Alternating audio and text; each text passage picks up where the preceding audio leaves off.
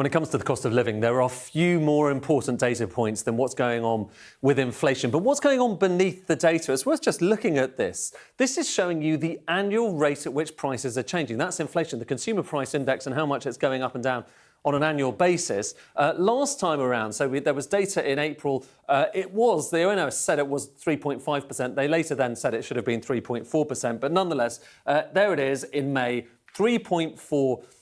Now, you might have thought from looking at this chart that means a lot of the cost of living crisis is now over. Yes, inflation is still kind of a little bit higher than the Bank of England would like it, but it's a lot lower than those double-digit levels that it hit in 2022.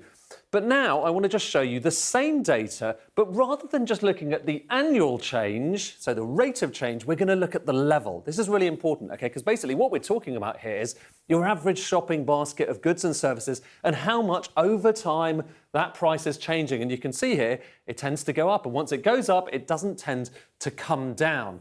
That's important. When we talk about inflation, in practice, what economists are talking about with that 3.4% level, 3.4% change, is the difference between that point and that point, so over a year.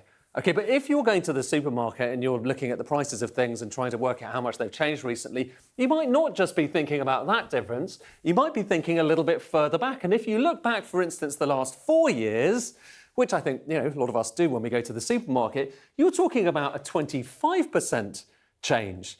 And that's critical because that change over the last 4 years, if you go back through history, we have not seen a 4-year change like that going back to the early 90s. So when you feel like you're going through this cost of living crisis, yeah, that is borne out by the data, but only when you dig a little bit deeper and look at the levels rather than looking at that annual rate that we often talk about quite a lot. So that's the story with inflation. It's worth just saying, on top of this deeper issue with the numbers, there's a bigger question here, which is that is there more inflation in the pipeline?